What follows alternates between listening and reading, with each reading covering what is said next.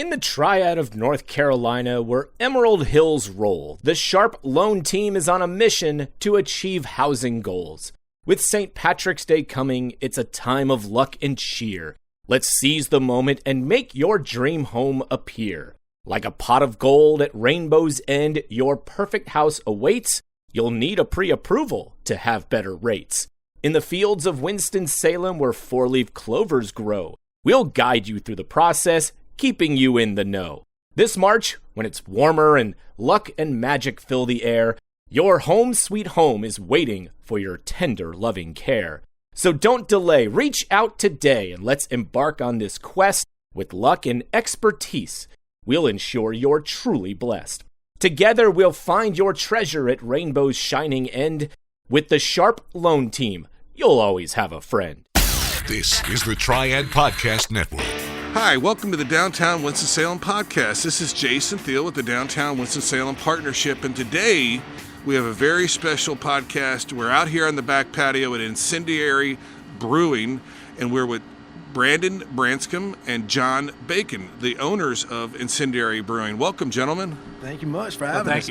Thank you for having us here at the brewery. Yeah, down in the coal pit, man. It's a great place. It really is, and today's a wonderful day. It's a Thursday, and it's sunny.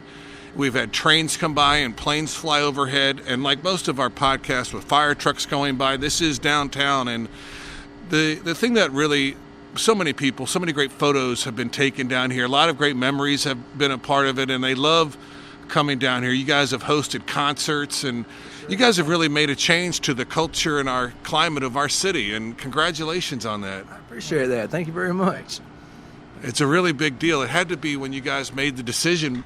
Where were you guys in the overall Bailey Power Plant tenant kind of hit list? Were you guys first to sign or last to sign or somewhere in the middle? When we first came, looked at the building, it was pretty much an empty building. Gravel floors, you looked up 5 stories to the top. Now, Alma came in before us, and I believe on the retail side, we were number 2. I think they opened in May, and we opened in September. And what year was this? 2018. Yeah. 2018. Yep. I remember that, and that was, can you believe that's like 5-6 years ago?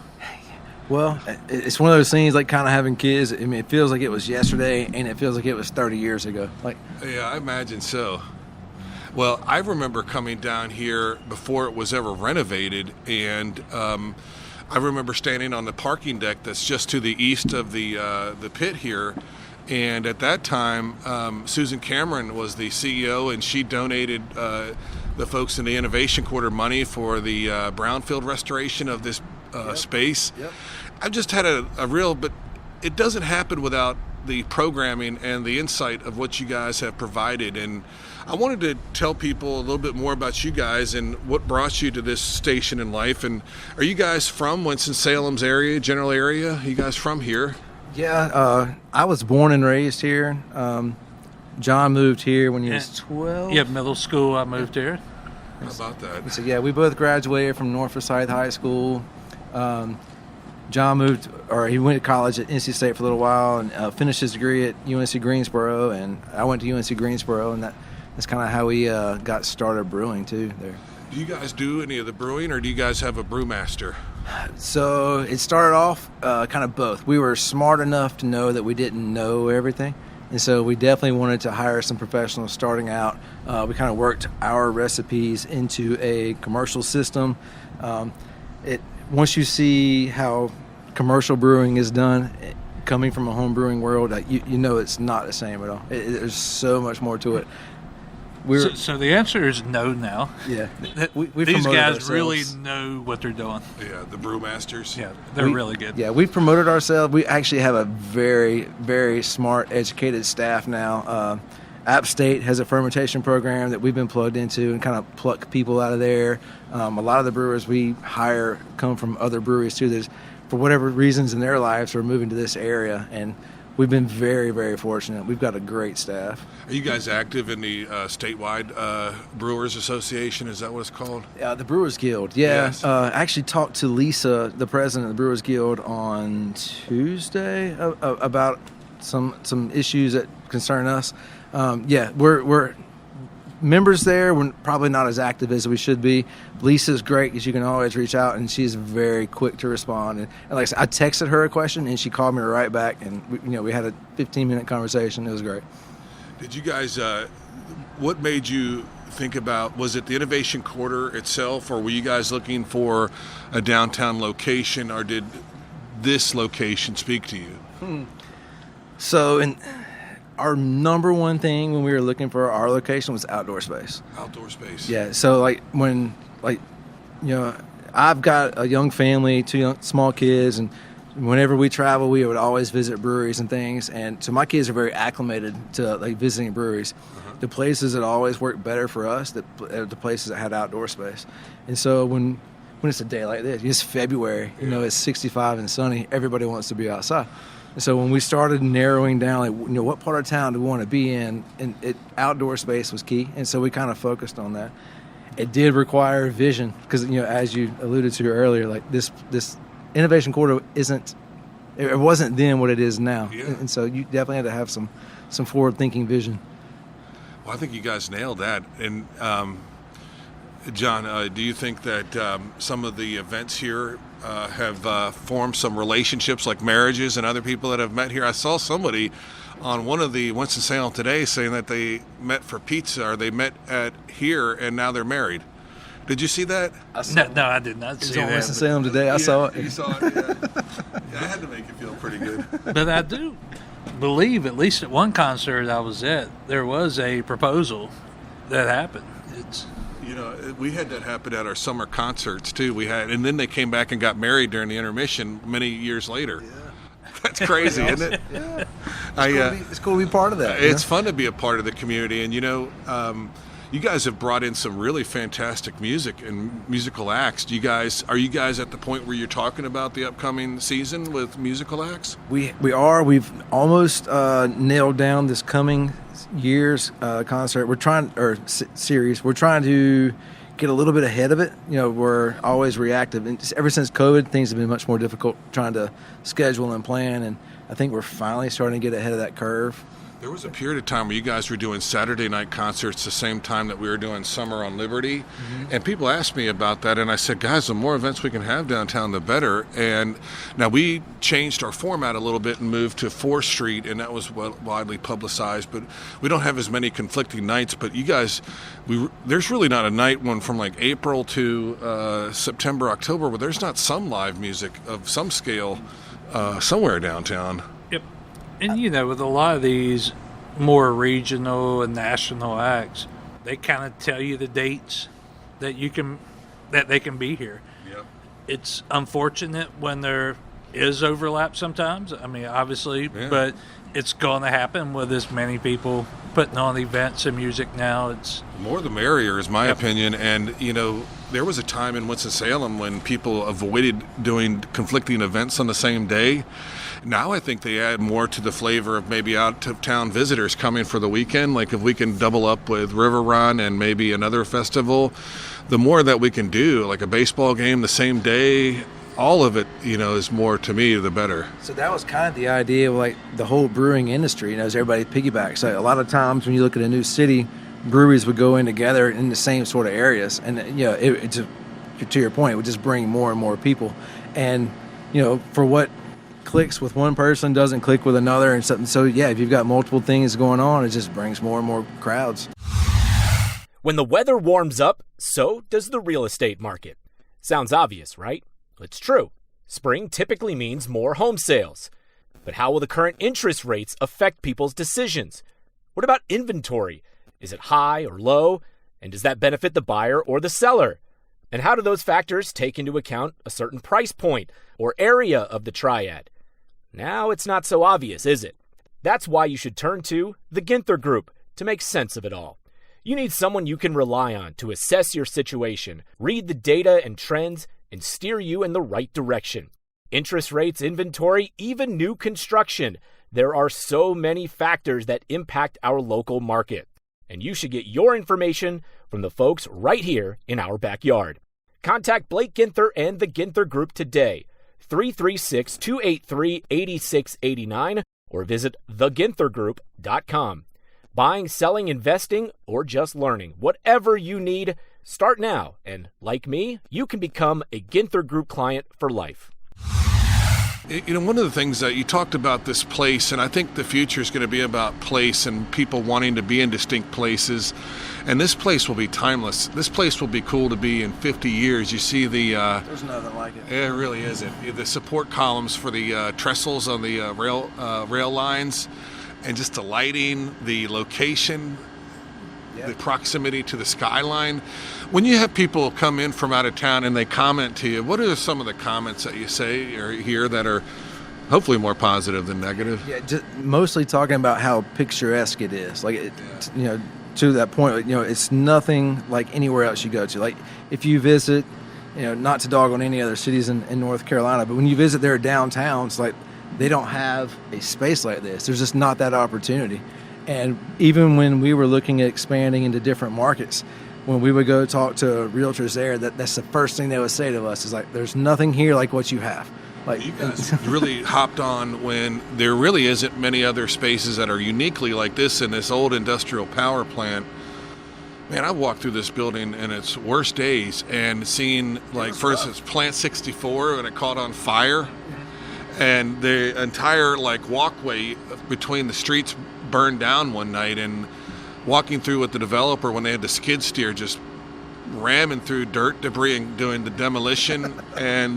But the thing that also is really cool is back in the day, there was really a period of time where there were very few microbreweries, and it was macro breweries almost throughout the same time, where like the 1970s to the 1990s, which was really about when I came of age. And comparing as a kid, where my parents would take me was, we had a big birthday party at Pizza Hut, and that was a big deal. Or we went to the mall, and we spent the whole day at the mall and ended at the movie theater, which was attached to the mall. But we'd go to Aladdin's Castle. I went to Aladdin's Castle. The food court. Yeah. And that was about as good as it got for us. And this is a much better situation, in my opinion, for families to come and be together. It's very different now. Like, yeah, so I went to Aladdin's Castle. Ironically, I took my oldest to the mall last Friday. We got done. I picked him up from school early, and we had some errands to run real quick. Went to the mall and tried to get some shoes, and yeah, it's a much different vibe. It's not what it was when we were kids. Man, it was really the place to be. But breweries have made a comeback, and what do you guys attribute that to, do you think? I think part of it is attainable knowledge. You know, to go way back to the very beginning when we first started, we were terrible at it. You know, there was no internet or practical internet to go check to see, okay, what are we doing wrong? What do we need to do different?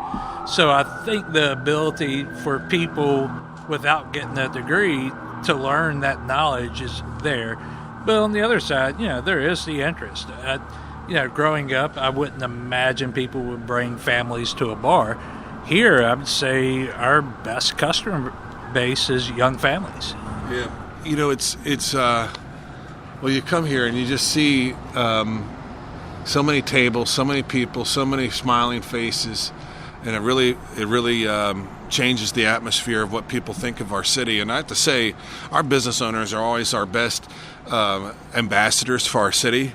And I think from our standpoint, the bicycle race each year has got to be a big part of the year, a lot of big festivals. And this area, we've had so much growth in this area. We're going to have so much more housing. And I think the future for our city is really great. You know, say I'm the cheerleader for downtown, but we have a lot going on. And one of the challenges that we see is maybe less people working in the office since the pandemic, and that's something that every city in the country's changed. But one of the things that helped us is we have more people living downtown. Do you have a lot of people that walk here from their residences, you think? Yeah, we did see a downturn when, you know, COVID hit.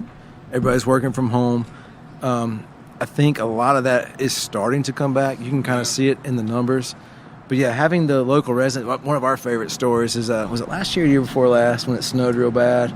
And yeah, so, you know, everybody's closed and, you know, it's high, snow, and, you know, nothing's open. John and another buddy come down like, you know, let's just open the bar and just see who walks in. And and you get this great camaraderie of all your local neighbors. Social media. Yeah, and everybody's just so thankful that you were here, and you opened up the place, and everybody gets to hang out together. That was like the neighborhood bar in Philadelphia, and Rick Billiards was always like that. They always open on snow days, and you guys opening up, particularly if they can find some warmth. Do you guys have heaters and stuff for people? Not out here.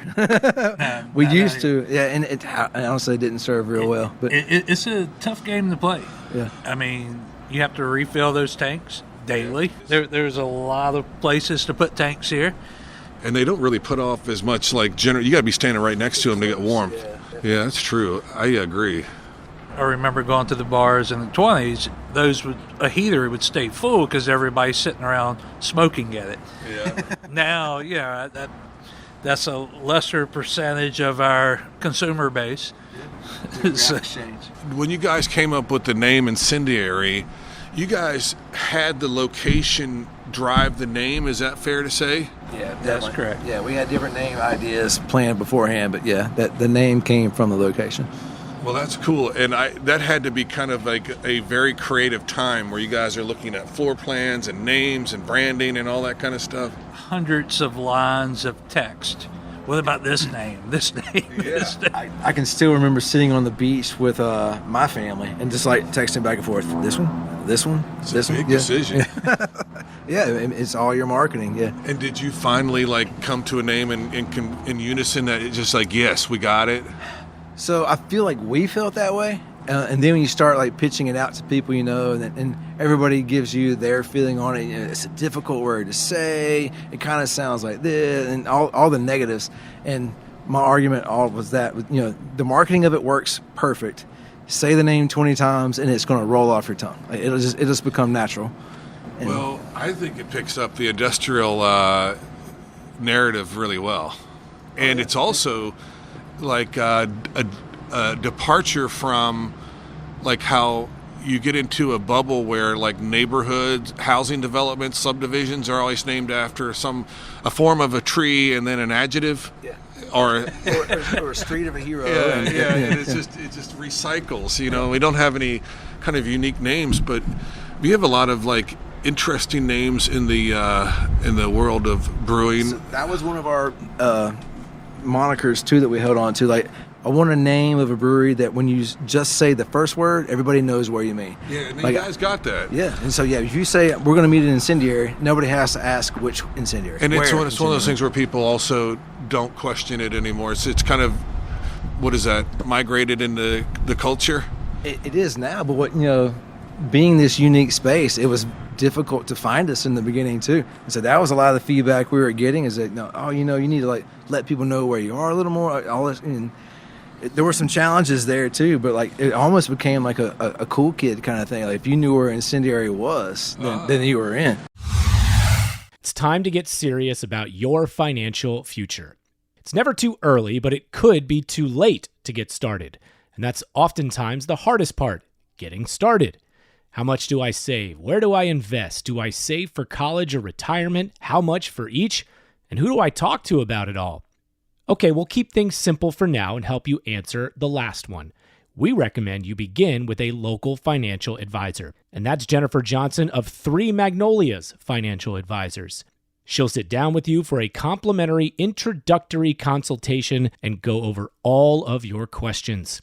Get started on the path to achieving your financial goals. Visit 3magnoliasfinancialadvisors.com or call 336-701-1600. Get comfortable with your financial future. 3 Magnolias Financial Advisors. Retirement, financial planning, and investments. Securities offered through Cetera Advisor Networks, LLC, member FINRA SIPC. Investment advisory services offered through 3 Magnolias Financial Advisors. 3 Magnolias Financial Advisors and Cetera Advisor Networks are not affiliated. Cetera is under separate ownership from any other named entity. Yeah, and then you guys really got hooked up with Cugino Forno next to you, and the pizza and the beer connection makes a pretty nice combination. Who could imagine? Yeah, I was about to joke. Now when you say Incendiary, people's like, I love their pizza. Oh, yeah. Go on to Google and search for Incendiary. The first drop down will be Incendiary Brewing. The second one is Incendiary Pizza. Well, it's Never have I eaten pizza after drinking beer. Never, not one time. Not you should once. try it today. Well, No, but the relationship with those guys has been great for both of us. we used to, when I was in Philadelphia, we'd go to South Street and other places in Philadelphia. That's where I went to college, and you'd always have to get a cheesesteak after going out for on a Friday and Saturday night, and they had Pat's and Geno's and other things. But imagine having the place right next to where you were hanging out for the night. Yep.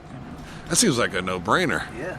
Get some bread and some grease, and you're good. Well, I think just even working in this environment, like it would be a pretty nice day to be able to come down and enjoy some lunch at lunchtime and come here after work. So, fellas, tell me about the beers that you guys have, the actual brands, and which ones you would like your customers to describe your beer products. So I think historically, Honey Blonde has been our number one selling beer down here. It's a nice, easy drinking ale. It's around right under 5%. Like I said, it's very approachable, super flavorful. Utilize local honey in that beer. All the honey comes within 2 miles of this location, so it's very important to us. And like I said, it's been a staple. I think this year we started brewing this German light lager. Actually, we brewed it last year, and we're calling it Coal Pit Pills, because we're right here in the Coal Pit. It's a Winston-Salem staple now. And so that's going to be like one of our main things this summer. We're trying to figure out ways that we can use that as like fundraising opportunities for other local chapters here, that different things that we partake in. Our IPAs and barrel-aged beers are probably our most popular beers. The barrel-aged stuff, we just brought back our Ember Society, which is a private club where you pre-purchase membership and you get allocated certain bottles throughout the year. Our IPAs, we always keep Shift. Shift is what opened Incendiary. It was what won us national awards on homebrewing stage, and that really was what the catalyst for Incendiary Brewing. We're venturing out into a couple smaller ABV IPAs right now, trying to figure out the right blend of what could be a core. And then obviously we're like 90% of the beers are still one-offs that we like to play with and have fun.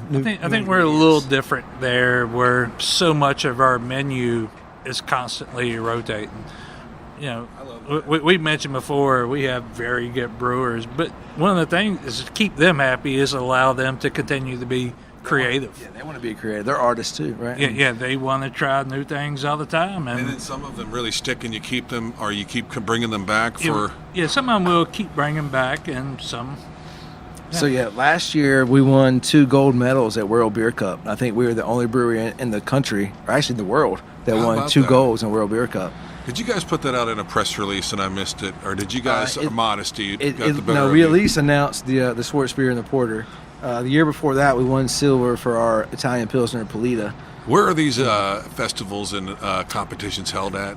They're always held wherever Craft Brewers Conference is held.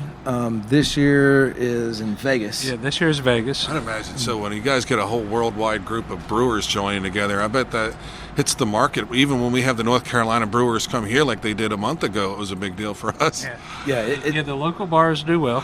And same thing, we always partner with the NC Brewers Guild too. We're one of the host spots when they're nights out, some bar crawls and stuff too. Man, I have to say, so happy for you guys. It gives me goosebumps thinking about it. I remember my first day on the job, I had a call from Brian Cole, who was still with Foothills that year, and he wanted me to help him with putting together their first anniversary celebration. And it's really to think about. 12 years now. It's more than that. Yeah, it is like thinking about just you guys being here for 6. Yeah, we're coming up on 6. Yeah. Congratulations, guys. Appreciate it. What are any future things that you guys want to talk about? Anything that's maybe people don't know about you that you'd like them to know? We're kind of pumping the brakes right now. So you may know in 2022 we opened up our production facility in West Bend, about 13 miles west of here. It's the former West Bend Vineyard. We purchased and opened a 30-barrel production facility there. We are currently in the process of reinventing, I think, the vineyard and the farm. We've got some plans to create like an orchard/vineyard project out there. It's going to be like a 5-year plan. We produced a wine festival for many years called the Salute Wine Festival. On 4th Street. Yeah, and I got to know many of the prominent winemakers in town. And Mark Terry, who since passed away, who was the winemaker out there, and Lillian Cristalis was the owner. But we knew all the folks who were the kind of the winemakers and the owners of the wineries, except for the Sheltons. I mean, they had people that do it for them and some of the others. But we have a really great maturing wine growing community, and it's very tight. But I know that it's also very hard work owning a winery and the seasons and getting through it. To be clear, we don't ever plan on producing wine. Yeah. Different skill set, different license for that matter.